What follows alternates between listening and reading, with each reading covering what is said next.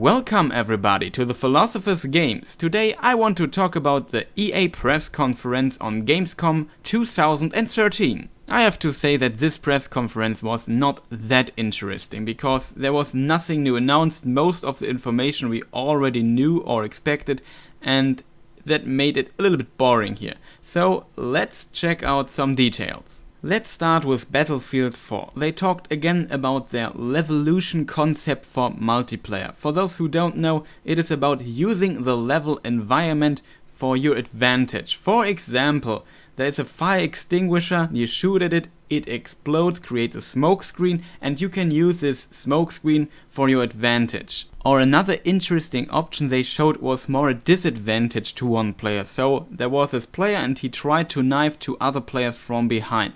But he jumped on a car roof and triggered the car alarm system. So the other two players noticed him, turned around and just killed him. So far nothing special. You have seen these two features already in other games. For example, the original Fear multiplayer or in Left 4 Dead, and I guess there are a lot of other examples for it. But they also showed a more interesting option. For example, it seems to be possible that you can cut the power supply of a building, turn off the light and then work with night vision. This is a very interesting and solid concept, but my question would be, is this a replacement for less freedom in destructibility? For example, in Bad Company 2, destruction was more a gameplay element. You could create new passes to surprise your enemies, and it was not necessary to go inside a building and destroy the MCOM station.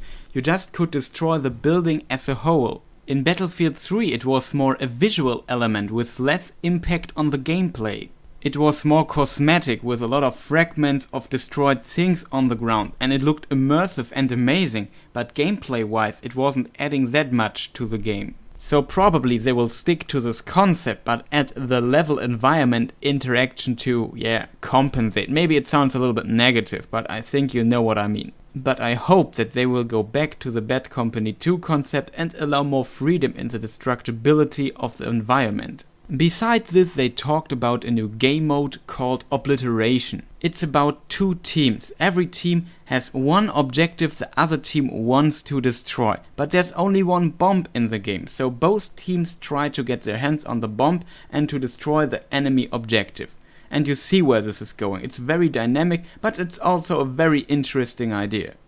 And the last Battlefield related topic I want to talk about is Battlefield 4 Premium. It's pretty much the same like Battlefield 3 Premium. But I have some problems with the service. In my opinion, it separates the player base into first class and second class players. If I look at Battlefield 3 right now, I see that I have less and less servers to play on because I don't have any DLCs for it. And there are more and more servers running DLC maps.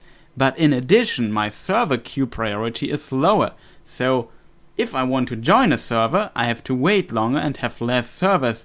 And this is not fair in my opinion, because it is not a free-to-play title, where it would make to some degree sense. It is a full-price title and I paid €50 for it. They make it more and more a disadvantage for not owning a premium subscription, and this is in my opinion not okay. Another thing is that I'm paying $50 for DLCs I know nothing about. I just don't like the idea of pre-ordering in general, and this is pre-ordering DLCs.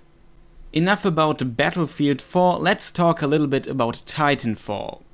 They showed some smaller gameplay features like the follow mode. So when you leave your Titan you can set it to follow mode, and as the name says, it will follow you then and shoot on things. So if you leave your Titan, it will not become a stationary defenseless target on the map. This was a concern when I saw earlier footage of the game.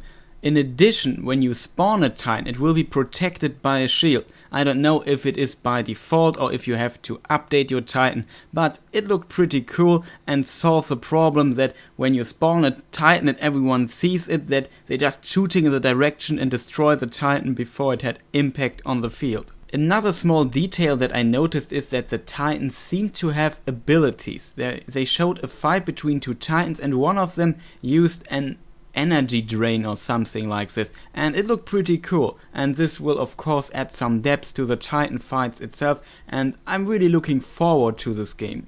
The other stuff they showed was not that new or interesting, at least not for me. But one thing I want to mention is a free-to-play title Command & Conquer, which is a sequel to Command & Conquer Generals. It will be released at the end of 2013, and they announced that they try to continuously add new content to the game.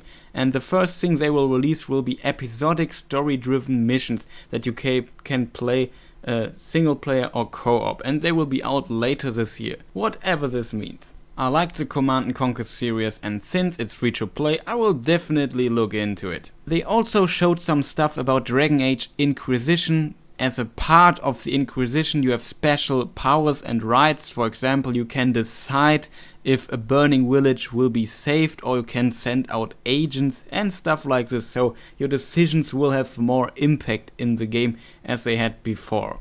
And that is everything I have to say about the EA press conference on Gamescom 2013 for now.